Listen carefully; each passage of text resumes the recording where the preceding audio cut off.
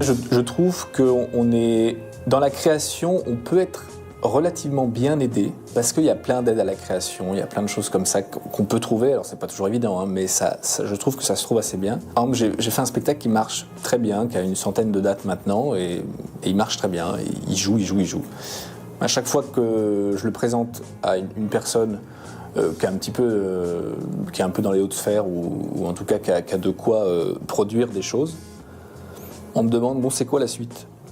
Et je vais dire mais la suite ça viendra peut-être un jour, mais pour l'instant j'ai un spectacle qui marche, qui fonctionne, qui est universel, qui plaît.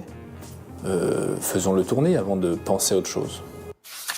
Je pense qu'on a une vision un peu erronée du travail de metteur en scène, de metteuse en scène, qui est d'avoir une vision très précise et de prendre des gens et de les amener dans cette vision. En tout cas, c'est un peu comme ça qu'on le montre. Et pour moi, il y a beaucoup plus dans le rapport individuel et le rapport au collectif. Les gens avec qui on travaille et la manière dont on crée un climat qui les amène à développer quelque chose qui leur est propre, en fait, et qui leur appartient. C'est une part du travail qui n'est pas vraiment vue et qui est un peu considérée comme moins intéressante parce que c'est prendre soin et créer quelque chose de collectif.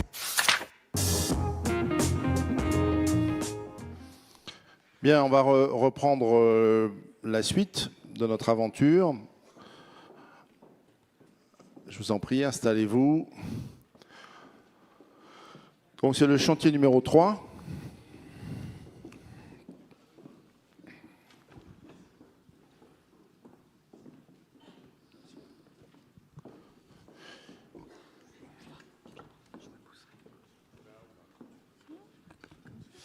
Voilà,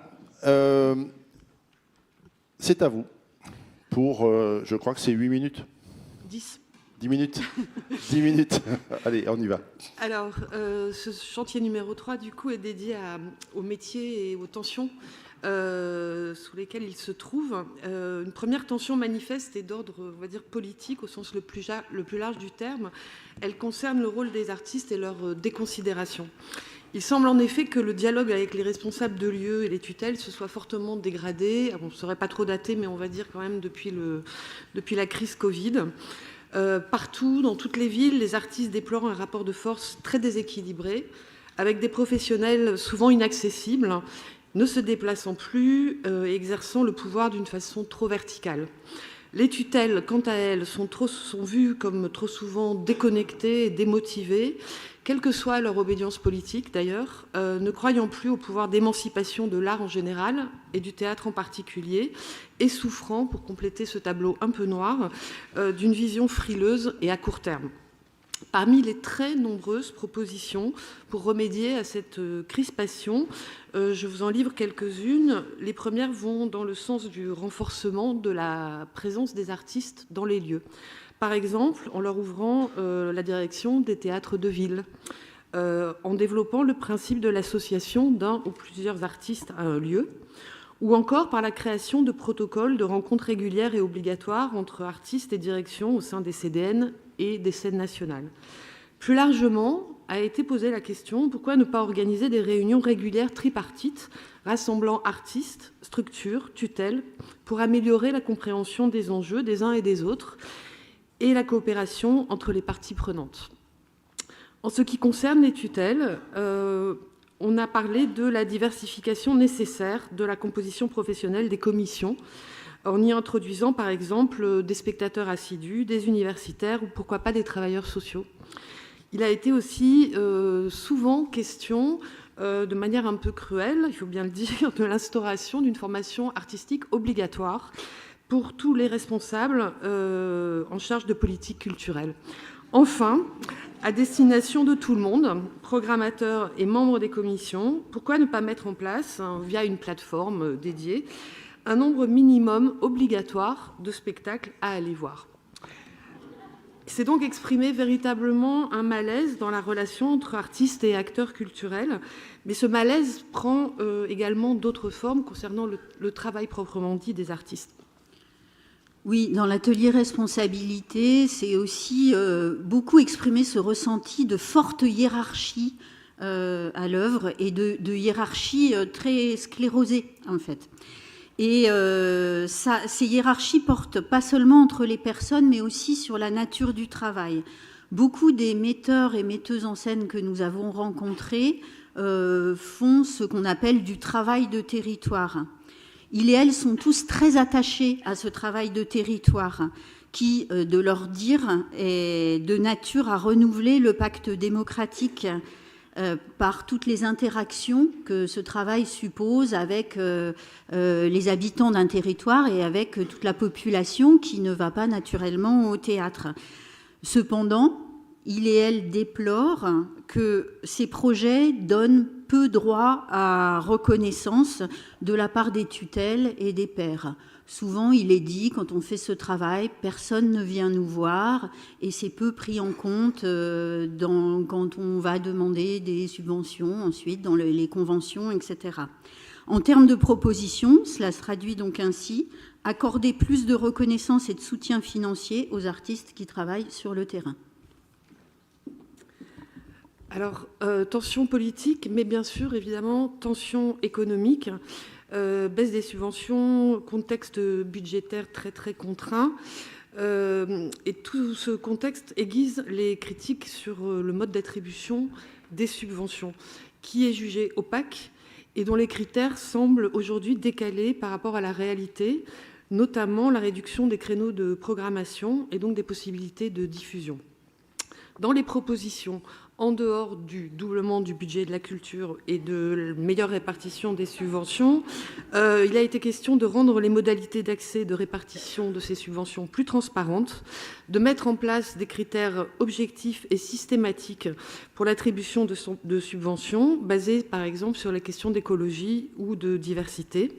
Et plus largement, il serait peut-être temps, nous a-t-on suggéré, de revisiter le cahier des charges pour les demandes d'aide à l'aune de la crise actuelle, en rééquilibrant par exemple le rapport dans le comptage de l'activité entre diffusion et action culturelle. Tension politique, économique, mais aussi peut-être tension démocratique. Qu'en est-il de la liberté de création ? Alors, la question qui a été posée, c'est la liberté est-elle en péril ?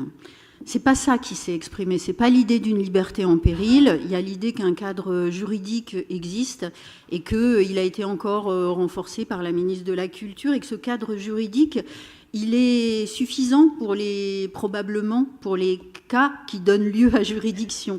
Ce qui a été beaucoup nommé, c'est la question de l'autocensure. Et cette autocensure, elle intervient à différents niveaux. Alors, on a essayé de les classer. Il y a un niveau qui est celui du choix des œuvres qu'on veut monter. Et là, c'est beaucoup la question de la tension économique qui vient là. Grosso modo, si on veut faire carrière et arriver à défendre son spectacle, il y a sans doute des thématiques qu'il faut mieux éviter. Exemple, le spectacle jeune public qui met en scène la question des genres. Aujourd'hui, ça peut être problématique pour la diffusion. Un autre niveau d'intervention sur l'autocensure, ça a été de nommer une frilosité des programmateurs et programmatrices qui invoque alors soit une pression des élus, aussi pour les mêmes questions de sujets possiblement clivants, et puis aussi en invoquant des attentes du public qui aurait envie de plus de divertissement plutôt que des sujets possiblement qui grattent. Et du coup, ça vient poser la question de la fonction des œuvres, en fait, aujourd'hui. Est-ce qu'elle a bougé ? En fait, est-ce qu'on accepte que sur une scène, une œuvre puisse encore donner lieu à débat ? Ce qui semblait aller de soi il y a quelques années ne va plus nécessairement de soi. Et il y a besoin de redébattre sur cette question aujourd'hui entre artistes, opérateurs culturels et élus. Et puis, enfin, il a souvent été question, dans l'atelier responsabilité, d'appropriation culturelle. Alors, l'exemple d'une question débattue, c'était je suis auteur et metteur en scène d'une pièce, je suis blanc, français, je fais parler des femmes afghanes dans ma pièce. En fait, est-ce que j'ai le droit de faire ça ? Dans quelles conditions j'ai le droit de faire ça ? Et souvent, il y avait la clause Lorraine Marx, pour ceux qui connaissent cette performeuse, qui était citée, en faisant une différence entre appropriation culturelle et appréciation culturelle. La clause, c'est moi qui mets ce mot-là, étant si je ne suis pas moi-même trans, je peux prendre la parole au nom des personnes, mais à condition dans le processus de création d'être accompagnée par des personnes trans. Mais ce qui est sûr, c'est qu'on n'a pas les solutions, que ça pose plein de questions et que cela se traduit en termes de propositions par un besoin de sensibiliser les artistes et les institutions aux enjeux d'appropriation culturelle en favorisant une approche participative. J'ai pas fini. Encore un petit. Il reste un petit bout. Donc pour la bonne mise en œuvre d'un projet de spectacle, on a parlé de liberté, on a parlé d'argent, on a parlé de confiance à restaurer. Et à ces critères déterminants, s'en ajoute un quatrième qui n'est pas le moindre, qui est revenu de façon très très régulière, c'est la question du temps. Le temps qu'il faudrait rémunérer, on l'a vu, de recherche, d'expérimentation nécessaire pour mûrir un spectacle de qualité. La non-concordance des temps entre structures et artistes obligés de parler de leur spectacle très en amont de sa création ou surchargés par les demandes de travail d'action culturelle qui leur sont faites. Le temps, c'est enfin le temps long, l'inscription du travail dans la durée pour faire d'un spectacle, je cite, autre chose qu'un produit jetable qui chasse l'autre. Et donc les artistes ont besoin du soutien durable de partenaires non seulement fidèles mais véritablement curieux de leur travail qui permet le déploiement d'une œuvre au long cours. Quelques propositions rapidement, du plus simple au plus compliqué peut-être à mettre en place. Pourquoi ne pas inciter les lieux à accueillir les artistes en résidence de travail déjà sur des périodes longues, plutôt que de multiplier des périodes courtes, ce qui représenterait un gain de temps et de montage et de démontage par exemple, et donc d'argent, et qui renforcerait la qualité du travail avec les équipes des théâtres.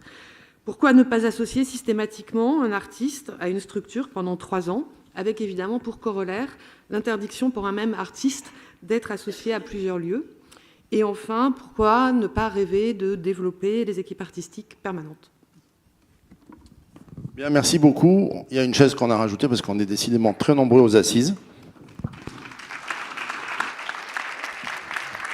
Donc beaucoup de sujets, beaucoup de thèmes. C'est un chantier très très vaste. On va essayer d'aller assez vite, sachant que vous trouverez beaucoup de choses dans le rapport, notamment dans les propositions et les constats qui ont été faits.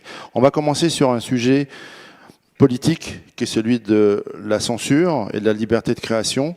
Judith Pavard, qui est artiste et qui préside la Fédération nationale des arts de la rue, qui a suivi, je crois, 6 éditions des Assises, donc merci de cette fidélité. Aujourd'hui, il y a une censure qui s'exerce sur ton secteur, celui de l'art dans l'espace public. Si oui, sous quelle forme? Alors, merci de l'invitation. Oui, j'ai suivi 6 des assises dans différentes villes. Bravo pour ce travail et pour cette organisation. Je suis coprésidente. Nous sommes 3 au bureau, avec Serge Calvier et Philippe Violanti. La censure, elle existe, je crois, elle est partagée dans tous nos secteurs des arts vivants, mais aussi même enregistrés. Il y a une vraie censure qui s'opère et je ne peux que féliciter le nouveau contrat de la ministre, le nouveau plan sur la liberté de création qui vient d'être mis en place avec ce conventionnement pour l'Observatoire de la liberté de création, qui est le résultat d'un long travail mené notamment par Sylvie Robert, qui est à côté de moi, et la loi LCAP. Nous avions été auditionnés, nous, au Sénat, sur ce sujet l'an dernier, ou il y a 2 ans, je ne me souviens plus. Oui, il y a une censure qui s'opère. Elle s'opère par des syndicats, je vais nommer. Oui, allez, je vais nommer. La parole, il n'y a pas de censure ici. Allez, il n'y a pas de censure. Je vais nommer le syndicat Alliance, qui est un syndicat un peu connu de police, qui, sur certains sujets, a censuré certains spectacles. Ça, nous avons ces remontées. Il y a aussi des censures qui se font par des mobilisations de militants souvent féministes, mais pas que. Qui amène aussi à de l'autocensure. Il y a des sujets qui sont de moins en moins abordés, de peur d'être chahutés dans l'espace public, mais aussi de ne pas être programmés, tout simplement. Donc on arrive à des compagnies qui préfèrent le multilangage, avec le multidiscours, un discours sans nommer, sans préciser sa pensée, de façon à avoir un point de vue multi-intentionnel. et échapper à la censure. Il y a des sujets aussi qui sont très peu évoqués également. Donc oui, il y a une problématique de censure dans l'espace public. Pour préciser, est-ce qu'il y a aussi une censure passive, c'est-à-dire une censure qui consiste à dire non, je ne prends pas ton spectacle parce que c'est un peu compliqué, mais j'aime beaucoup ce que tu fais. Je résume, mais ça peut être ça. Ça, je pense qu'elle a lieu un peu partout. Ça, c'est la programmation. Les programmateurs sont libres. Elle s'intensifie dans les régions qui sont concernées, pour ne pas citer Haut-Rhin et Pays de la Loire. Il y aurait une censure du courage, en quelque sorte. Oui, il y aurait une censure du courage. Et puis, on travaille avec les collectivités. Nous, les Arts de la rue, on travaille énormément avec les élus, avec les collectivités. C'est le gros de notre diffusion. Et évidemment, ils ont peur de ne pas plaire, de déplaire à leur... Et justement, à cet endroit, est-ce que la Fédération nationale des arts de la rue, en tant qu'organisation, a pris des initiatives, notamment en direction de certaines collectivités, ce qui évite l'affrontement direct entre telle équipe et une commune, par exemple? Est-ce que vous faites l'intermédiaire? Est-ce que vous faites de l'intercession, de la négociation? Oui, ça nous est déjà arrivé. On fait partie aussi de l'Observatoire sur la liberté de création qui est géré par Agnès Tricouard, on en fait partie, mais ça nous est arrivé évidemment de prendre des rendez-vous avec des collectivités sur des sujets où il y avait des censures. Oui. Ces 5 dernières années, depuis que en tout cas, je peux en témoigner. Dans l'espace public, il y a beaucoup de contraintes qui sont d'ordre sécuritaire, par définition. Est-ce que cette censure se déguise sous des motifs simplement d'ordre public ou des motifs purement techniques, ou est-ce que s'énonce politiquement ? Moi, je crois qu'il y a un peu des deux. Les tensions sécuritaires, elles sont là. Les risques attentats sont réels. Et donc, il y a une mise en place de RP dans l'espace public qui est concrète, qui est réelle, avec des fouilles du public en entrée des villes qui accueillent ces festivals, mais aussi des grillages, des barrières vauban qui sont installées avec des jauges, ce qui n'existait pas, et puis des spectacles qui sont considérés peut-être comme dangereux de par leur nature, s'il s'agit de montgolfières, de feu. Oui, il y a ça s'est rigidifié. Et ce sont les metteuses et metteurs en scène de ces spectacles qui sont au front, qui sont en première ligne pour discuter avec, entre guillemets, les censeurs? Ça arrive, et ça arrive que l'on soit de concert avec eux, notamment en relisant le cahier des charges techniques, des fois qui est un peu lourd. Il est vrai, dans certains festivals, il y a des demandes qui sont faites, qui sont de plus en plus lourdes, oui. Peut-être aussi parce qu'il y a une crise de la diffusion, qu'il y a de plus en plus de spectateurs dans ces festivals, mais pas de plus en plus de spectacles, puisqu'il faut gérer le public, gérer les compagnies. Et donc, il y a une crise de la diffusion avec un entonnoir qui s'est créé, ça c'est évident. Et des critères sont arrivés et qui peuvent permettre aussi de faire une sélection qui n'existait pas auparavant. Sylvie Robert, vice-présidente du Sénat, rapporteure du rapport consacré à la liberté de création. La question qu'on avait posée, c'est est-ce qu'il y a un péril ? J'ai envie de poser la même question. Est-ce qu'aujourd'hui, il y a un péril ? Et si oui, que fait-on pour y répondre ? D'abord, merci de m'avoir invité et merci pour cette initiative. Je répondrai très simplement oui. Lorsque nous avons commencé notre mission d'information sur l'évaluation de la loi LCAP, moi j'avais la chance d'avoir été assez active sur cette loi. Je me souviens avec mes collègues à l'époque, on était tellement heureux d'avoir réussi à faire passer l'article 1, la création est libre, l'article 2, la diffusion également. Je ne pensais pas que 8 ans après, finalement, ces questions-là avaient pris autant d'importance et allaient être aussi essentielles. Au fil de nos auditions sur le rapport, je peux vous dire, et on a à la fois auditionné le secteur subventionné, le secteur privé, l'ensemble des esthétiques, tout le monde nous a parlé de cette question de liberté de création. Tout le monde. Donc, on s'est vraiment dit que c'était un sujet et qu'il fallait qu'on le traite. C'était pas obligatoirement aussi, je dirais, clair lorsque nous avons commencé nos travaux. Mais ça l'est devenu vraiment et donc nous avons décidé d'en faire un passage très important de notre rapport. Pour que cette liberté de création soit garantie et soit réellement effective, il y a 2 conditions. La première des conditions, c'est d'avoir les moyens pour les artistes de pouvoir créer. C'est assez simple. Hein. Bah, aujourd'hui, regardez ce qui se passe. Deuxième condition, c'est de créer les conditions pour que la diffusion aussi, parce que l'un ne va pas sans l'autre, puisse être à l'œuvre et se développer. Ce que je viens d'entendre de la part de Judith et ce qu'on observe aujourd'hui, le constat est simple.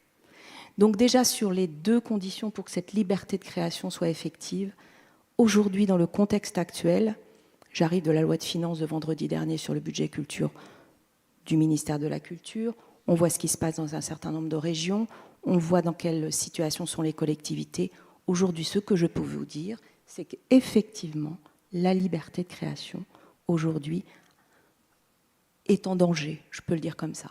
Elle est en danger aussi parce que on vit dans un monde, dans une société extrêmement polarisée, où finalement les débats que l'on retrouve dans l'espace public, on va dire au-delà des réseaux sociaux, mais je vais en parler parce que c'est un phénomène qui est apparu et qui, on va dire, aggrave et amplifie en plus le sujet, eh bien, se retrouve sur cette liberté de création.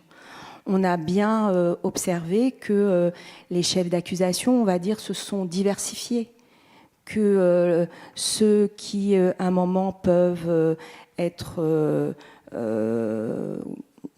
à l'œuvre pour des annulations, pour des intimidations, pour des entraves, là aussi sont devenus beaucoup plus hétérogènes qu'avant.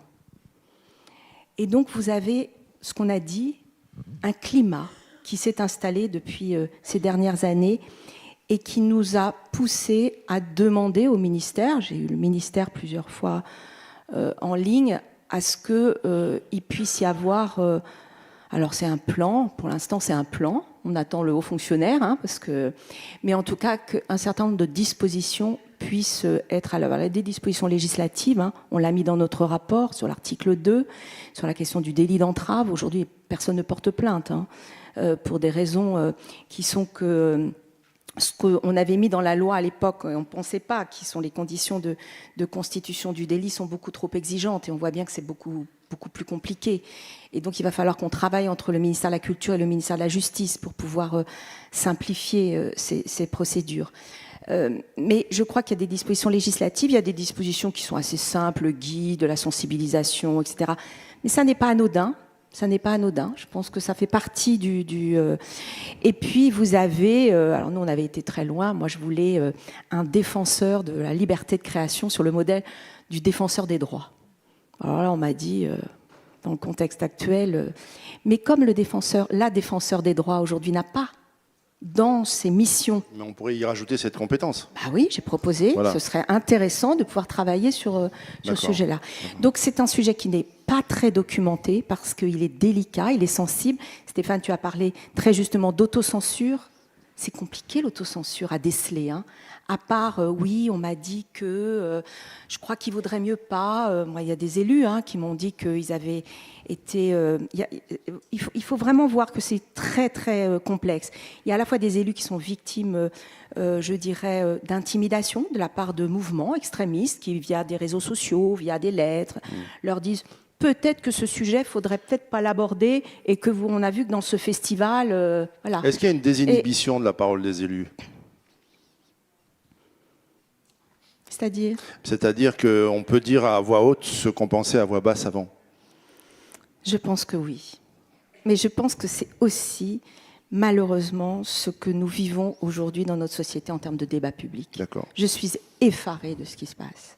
D'abord parce que sur la question de la désinformation, et moi je travaille beaucoup sur la question des médias, finalement, ce qui est plus important aujourd'hui, c'est de croire et non pas tout simplement de regarder ce qui est vrai. La vérité n'est plus un axiome principal. Donc vous avez une sorte de débat public qui se fonde sur des croyances, et qui alimente des boucles, des communautés, et je peux vous dire qu'un certain nombre d'élus dans certains territoires, et des petits territoires, au sens, c'est pas la grande ville. À la limite, dans les grandes villes, bon, on est peut-être plus armés, mais dans le milieu rural, et moi j'en ai eu l'expérience en Ille-et-Vilaine, je peux vous dire que ça peut être très violent. Et du coup, derrière, il y a une forme, oui, d'autocensure qui s'exerce. En tout cas, merci pour le travail fait par le Sénat, qui est la Chambre des territoires. Absolument. Donc le rapport aux élus, il est essentiel, et Oui. merci d'avoir lancé ce travail. Je comprends que c'est un chantier qui est à l'œuvre avec le ministère. Laurent Atta, metteur en scène, qui travaille dans 2 régions, à savoir les Hauts-de-France et la région Sud ou PACA. Je vous laisse choisir le terme. Toi, tu ressens cette tension politique sur le terrain en ce moment de façon différente par rapport à il y a quelques années? Très Et clairement. pour prolonger ma question, est-ce que ça pourrait te conduire à un moment, formater un projet ou renoncer à un projet? Alors, je vais d'abord répondre à la première partie de la question, hein, et la deuxième partie, je vais essayer d'être très honnête avec ta question. Très concrètement, oui. D'abord, c'est évident que depuis les annonces des Pays de la Loire et puis du ministère de la Culture, il y a par exemple l'inquiétude budgétaire, l'inquiétude économique. Que ce soit comment vont réagir les régions. Alors, on est un peu en suspens puisque on n'a pas de budget de l'État en ce moment. Donc les régions ne savent pas encore exactement à quelle sauce elles vont être mangées. Les bruits qui courent, aussi bien en région Hauts-de-France qu'en PACA, c'est à noter parce que ce sont des régions dirigées à droite, mais qui ont une forme d'habitude, je dirais, de soutenir la culture et qui apparemment ont envie de maintenir cette chose-là. Donc on serait plutôt sur 5 à 10% de baisse, en essayant d'impacter le moins possible. C'est des bruits qui courent, hein, je ne vous fais pas une prédiction. Le spectacle vivant en lui-même, les compagnies en particulier. Voilà, ce serait plutôt reporté sur les gros équipements ou les gros événementiels ponctuels. Ça, c'est la première inquiétude, et on ne saura pas où on va tant que le budget de l'État ne sera pas voté et que les régions ne seront pas avancées sur cette question-là. Mais évidemment, et dans les Hauts-de-France, vous le savez bien, le gros problème qu'on a, c'est l'étranglement, l'étouffement qui se produit au sein de municipalités qui ont été parfois depuis longtemps prises en main par le Rassemblement national, des structures culturelles. C'est-à-dire que pendant un temps, on fait profil bas, hein, on laisse les choses en place, et puis on étouffe, on fatigue, et on oblige, je dirais, les personnes compétentes à partir, à laisser la place à des hommes ou des femmes de paille qui, eux, elles, d'une certaine manière, orientent réellement. Et alors là, du coup, la question de l'autocensure commence à se poser. Alors, quand par exemple, c'est le temple à Hénin-Beaumont ou l'escapade le temple à Bruy-la-Bussière, pardon, et l'escapade à Hénin-Beaumont, on en fait un cas. Et on lutte politiquement. Il y a les syndicats qui s'en emparent et on rend la chose visible. Quand c'est en train de se faire dans les endroits qu'on n'a pas identifiés, oui, effectivement, je pense qu'il y a des gens qui, parce que l'endroit dans lequel ils agissent en tant qu'acteurs culturels est parfois plus fragile, sont obligés d'intégrer cette chose-là, malheureusement. Sur ce point, il y a comme constat unanime un état de solitude des metteurs en scène qui sont dans leur couloir de nage et qui essaient de mener leurs projets, etc. Une réponse collective est-elle envisageable et sous quelle forme? Parce que comment résister à cela seul? La réponse, elle ne peut être que collective, Stéphane. Je ne vois pas autrement. Effectivement, si on reste seul, on est seul. Mais si on va au Syndeac avec sa compagnie, si on va au CNMS en tant que metteur en scène, ou au CINAVI, ou encore au SFA aussi en tant qu'interprète, ou au Sénat, ou au Sénat, on n'est plus seul. Et je pense qu'il est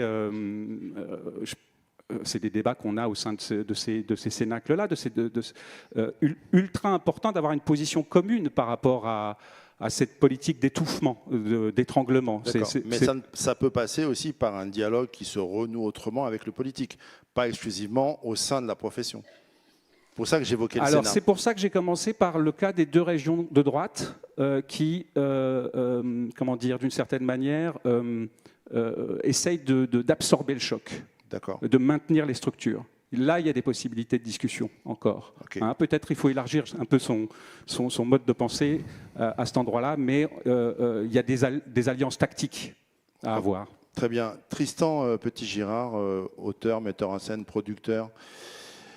On parlait en coulisses de la tension économique. Elle s'exprime comment aujourd'hui dans le secteur qui est le tien ? Bonsoir, bonjour et merci de m'avoir invité. Alors, il y a une tension économique qui est extrême et qui est très diverse. Déjà, effectivement, moi, je travaille plus dans le théâtre privé, mais en fait, on a une fausse image du théâtre privé qui est extrêmement, quelque part, subventionné à deux niveaux. Déjà dans la création par ce qu'on appelle la STP, mais aussi et surtout par les tournées. C'est-à-dire que, vous allez dans des théâtres municipaux de ville, il y a autant de spectacles du théâtre privé que de théâtre public qui sont programmés, et quand tout d'un coup ça commence à baisser, ça baisse pour tout le monde. On est sur une immense majorité des compagnies sont aussi, si elles ne sont pas conventionnées, sont privées. Et tout d'un coup, quand il n'y a pas de subvention ou quand elles n'ont pas de programmation, elles se retrouvent en difficulté. On est soumis déjà, alors heureusement il y a une baisse de l'électricité actuellement qui va arriver, qui va absorber les coûts, mais on est un métier où on n'a pas pu augmenter les prix. Parce que la sortie, c'est la dernière chose qu'on va programmer, c'est le plaisir. Donc l'inflation, je dis n'importe quoi, on a tous vu quand on fait des courses, notre panier a augmenté de 20%, à tous, parce que on ne peut pas se priver de manger. Et les gens peuvent malheureusement, moi je ne pense pas qu'on peut se priver de théâtre, mais les gens peuvent arriver à vivre sans aller au spectacle, et nous, pour rester entre guillemets compétitifs, les prix n'ont pas pu augmenter. Ça veut dire moins de monde sur le plateau, ça veut dire un formatage des formes ? Ça veut dire parfois moins de monde sur le plateau, ça veut dire des économies sur les décors, énormément. On ne se rend pas compte, le coût des matières premières, on a une tension économique sur notre création pure en tant que metteuse en scène et metteur en scène sur qu'est-ce qu'on peut faire comme scénographie. Entre il y a 5 ans ou 6 ans, le même décor que je ferais a pris 30%. 30%, c'est monumental. Et il n'y a eu aucune... Et le prix de vente n'a pas pris 30%. Et le prix de vente est en train de baisser. Le prix moyen payé par les municipalités par spectacle est en train de... Et je n'ai rien contre les programmateurs. J'ai beaucoup d'amis programmateurs qui, leur nombre de spectacles programmables baisse dramatiquement. Et vu que c'est formidable, on a tous cette envie de création, il y a de plus en plus de spectacles créés pour de moins en moins de créneaux de programmation. Et là où j'ai des spectacles qui pourraient faire aujourd'hui un spectacle produit dans le théâtre privé qui fait une 30aine de dates, on est heureux. Un spectacle produit dans le théâtre privé, s'il ne faisait pas moins de 50 ou 60 dates, je vous parle d'il y a 5 ans ou 6 ans, on considérait que c'était un échec. Tous les spectacles, le volume a baissé de 30 à parfois 40% du nombre de dates programmées. Et donc, vu que l'immense majorité des spectacles produits dans des théâtres privés en région ou même à Paris sortent déficitaires, l'immense majorité, il faut bien se mettre ça dans la tête, on arrive, quand le spectacle fonctionne, à équilibrer sur la tournée. Le fait d'avoir ça qui disparaît devient véritablement une catastrophe. Alors, puisqu'il faut, moi j'aime toujours mettre un peu d'espoir aussi dedans, le théâtre privé a aussi fait une renaissance avec l'abandon aussi un peu des succès uniquement dus aux vedettes. Et donc on a, vous voyez, des spectacles comme 4211, qui est des spectacles qui racontent trajectoire de 4211, c'est la distance entre Paris et Téhéran. Donc on a aussi cet espoir qui fait qu'il y a des sujets forts, qui ne sont pas uniquement dans le divertissement, qui sont abordés. Mais je vous citais exemple d'Alexis Michalix, dont un spectacle Passeport, et le spectacle qui est le moins programmé parce qu'il parle des migrants. Le spectacle qui a reçu cette année le Molière de la comédie, ça va bien, quand on va mal, qui parle aussi des genres, de tout ça, qui est une comédie très fine, a fait 10 dates de tournée. Pourquoi ? Cette censure dont on parlait, cette censure, elle est universelle, elle ne s'applique pas uniquement en direction du public. Elle est universelle, mais ça a des conséquences vraiment très fortes. Juste un petit mot, mais très rapide, de Marie-Pia sur la censure. Toi, au niveau de l'ONDA, tu entends le même discours de tous ceux que tu rencontres ? Ouais, tout à l'heure, Sylvie Robert a prononcé le mot d'intimidation, et j'ai beaucoup de récits qui vont dans ce sens-là. Et on ne sait pas très bien comment agir, ça ne relève pas du juridique, c'est avant. D'accord. Et c'est surtout ça qu'on nous raconte. Et effectivement, ça vient souvent d'élus, mais qui eux-mêmes ont des pressions d'associations autour et avec des directeurs et directrices de salles qui sont en position difficile parce que parfois, affirmer un courage, ça peut être mettre en péril son théâtre. L'outil lui-même, le projet lui-même. Et donc, bien sûr. les positionnements sont compliqués. Sur un thème qui est très largement revenu, Audrey Bertrand, qui est metteuse en scène et qui s'occupe d'un lieu, tu expliqueras en 2 minutes, dans le 93, en 1 minute. La question qui est beaucoup revenue dans les prises de parole, c'est celle d'un sentiment de déconsidération ou d'instrumentalisation entre l'acte de création et une sorte d'utilité sociale à mener des politiques d'éducation, de sensibilisation, etc. Je ne prends pas parti, hein, je dis ce qui a été dit. Et en même temps, une déconsidération de la place de l'artiste dans le projet global, dans le projet national. Est-ce qu'à l'endroit où tu es, c'est-à-dire vraiment dans un territoire dont on connaît la difficulté, qui est celui du 93, tu exprimerais le même sentiment de déconsidération? Oui. Proche du micro. Oui, mais je prenais le temps de réfléchir pour bien répondre. Oui, mais je ne crois pas que ça soit nécessairement au sein du 93. Je pense qu'aujourd'hui, donc effectivement, on l'a beaucoup entendu lors de ces assises, il y a la question de l'artiste sur le territoire ou les territoires. Et ça, c'est vraiment une question qui est revenue, et tant mieux. Dans mon parcours personnel également, j'ai toujours eu pour habitude, pour engagement, parce que je considère que c'est aussi un devoir de citoyen, d'artiste et de citoyen, d'être au plus près des publics et d'aller les rencontrer, et d'aller penser des gestes artistiques de joie, de rassemblement, de débat. On parlait de débat, mais c'est aussi à cet endroit-là que ça se joue.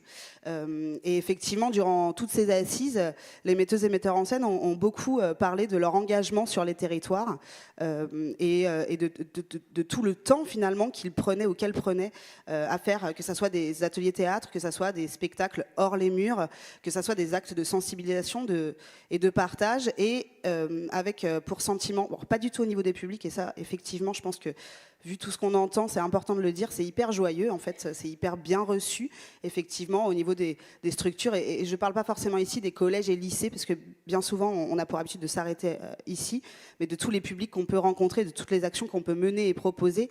Les publics sont très réceptifs, les personnes qui dirigent des associations territoriales ou les acteurs territoriaux sont très réceptifs aussi, donc là c'est vraiment un moment de joie, où on ne se sent pas du tout déconsidéré, bien au contraire, où la place de l'artiste citoyen, acteur d'un débat, et je pense aussi à un endroit où on se retrouve comme, pas hors sol, j'ai envie de dire, où on est vraiment à l'endroit où on questionne les gens, et les gens nous questionnent aussi, donc il y a cet aller-retour. Et à un autre endroit, effectivement, au niveau des pouvoirs publics et des tutelles, des directions de lieux, etc., on va souvent ressentir qu'on est mis dans une case d'artiste intervenant, de pédagogue, et qui enlève un peu cette fonction de créateur ou de créatrice, alors qu'elle est évidemment exactement à cet endroit-là. C'est exactement à cet endroit que ça joue, et bien souvent aujourd'hui, il n'y a plus que des ateliers théâtre, c'est une recherche territoriale, c'est un échange territorial fort, une rencontre qui nous permet de créer des choses en lien avec les publics et dans lesquelles ils vont se reconnaître, dans lesquelles on va se reconnaître. Mais est-ce que la réponse, ça peut être justement de se dire, on n'est pas uniquement à fabriquer des produits qui doivent circuler le plus possible, mais on doit aussi inscrire un travail de création dans une population, dans un territoire, et ça a autant de valeur. Bien sûr, ah bah ça c'est sûr. Alors je pense quand même que c'est important que le travail puisse circuler, et que du coup les spectacles puissent quand même être diffusés, puisqu'on les joue pour les publics et qu'ils doivent rencontrer nos publics. Mais effectivement, inscrire son travail dans un territoire et rencontrer de plus en plus les publics qui finalement eux-mêmes se créent une propre fidélisation à notre travail et au travail d'une compagnie, et en quelque sorte qui permettent d'abattre les frontières, et c'est ce qui se passe en fait finalement, le rapport artiste-public, je ne dirais pas disparaît, mais en tout cas il y a une compréhension énorme qui se joue ici, et encore une fois, ce qui permet le rassemblement, la joie dans un contexte politique où il me semble que c'est extrêmement nécessaire. Dans le cadre effectivement d'étroiteté du théâtre dans lequel on s'implante à Saint-Denis, la première mission était effectivement de faire un travail de proximité, un travail local, voilà, pour implanter le théâtre, créer des habitudes et aussi permettre aux artistes d'être toujours à la rencontre. Et qui n'obère pas la création. Comment ? Qui n'obère pas la création. Ah non, pas du tout, bien au contraire. Nous, c'est exactement ce qu'on dit, c'est que nous, on est créateur, on est artiste, c'est notre fonction première, et ne jamais oublier ça pour éviter justement de toujours se retrouver dans ces cases qui, évidemment, nous collent bien à la peau très souvent. Et peut-être pour ajouter, on a de plus en plus aujourd'hui de cas où en fait les metteuses et metteurs en scène et les porteurs et porteuses de projets vont nous dire qu'ils commencent à avoir énormément d'argent. Énormément, là j'abuse un peu peut-être, mais en tout cas une quantité d'argent. Voilà. Mais le ding a sonné, Audrey. Que pour la création. C'était ça que je voulais dire, c'est qu'aujourd'hui on est plus subventionné pour ça. Merci, mais c'est des sujets très importants, donc on peut peut-être déraper de 3 minutes, Jean-Pierre. Géraldine Mercier, déléguée aux arts du théâtre et aux arts associés. Quand on entend ça, on s'inquiète. Comment accompagner le parcours des metteurs en scène ? Comment faire en sorte que... Alors, le ministère n'est pas là pour répondre à tous les sujets nationaux, politiques, on le sait, surtout dans les purs budgétaires qu'on annonce. Mais il y a une responsabilité, je dirais, de sympathie avec ce métier. Comment on peut faire en sorte que ces parcours puissent exister dans la durée ? Alors d'abord, merci pour cette organisation et cette analyse globale, parce que c'est vrai que c'est une photographie d'une très grande justesse, je trouve. Comment on fait pour accompagner les parcours ? Il existe des dispositifs, là, tous les gens qui sont ici dans cette salle les connaissent, par les aides au projet, bien entendu, le passage en conventionnement, le compagnonnage qui a été cité tout à l'heure, que vous connaissez les uns et les autres. Je ne vais pas répéter ce qui a été dit sur l'inquiétude, effectivement, quant à la diffusion qui est nommée, sur le plan qui vient d'être mis en place pour la liberté de création. Comment on accompagne des parcours ? On sait que ça passe aussi par de l'écoute, c'est-à-dire par des temps d'échange, en tout cas à l'endroit où je me trouve, moi, à la délégation au théâtre et aux arts associés, tant dans les labels que dans les compagnies que nous accompagnons, que les organismes professionnels, c'est des temps d'échange sur ce qui est de l'ordre général et qui est parfaitement décrit ici, et puis ce qui est de l'ordre plus particulier qui rejoint les questions dont on vient de parler, notamment la liberté de création, c'est-à-dire comment effectivement on échange sur, de manière générale, ne pas baisser le niveau d'exigence que l'on se fixe, soit parce que on renonce à des répertoires pour des raisons diverses, parce qu'on se sent empêché, parce qu'on se sent intimidé, mais aussi pour des raisons en effet économiques, parce qu'il faut moins de personnes au plateau.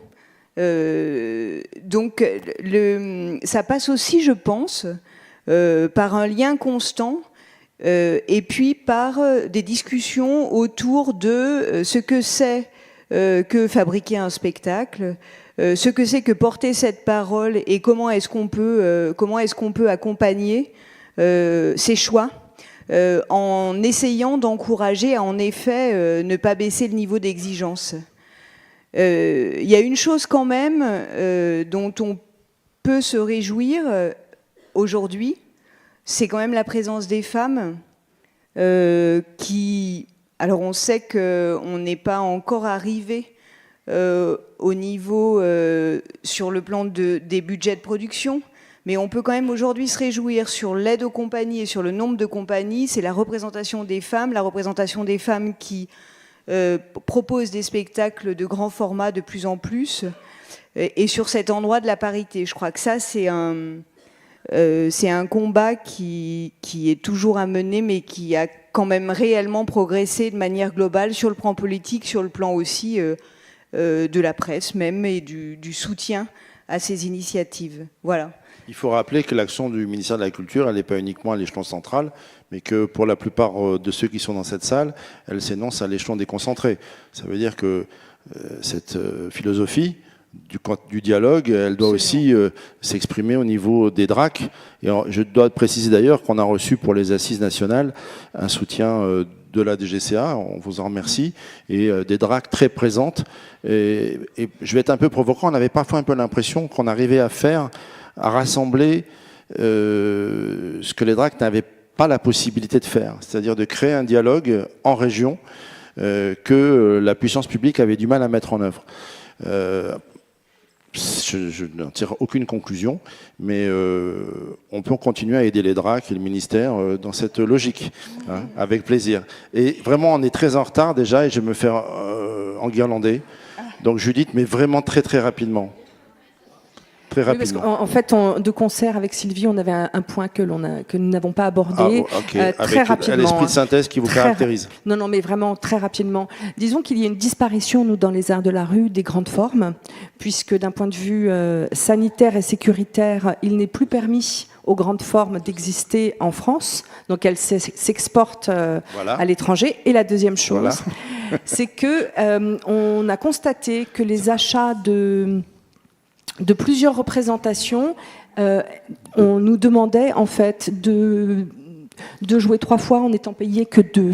D'accord. Donc il y a une demande de plus en plus, et je crois que c'est tout secteur confondu, où tout d'un coup ce sont des forfaits, on nous achète une série on doit offrir au moins une représentation. Je suis obligé d'arrêter là, mais jouer 3 fois en étant payé 2, personne ne va accepter ça ici. Et donc merci d'avoir fini sur cette revendication légitime. Sous vos applaudissements, vous quittez le plateau, on passe au chantier suivant. Merci beaucoup. Merci à vous.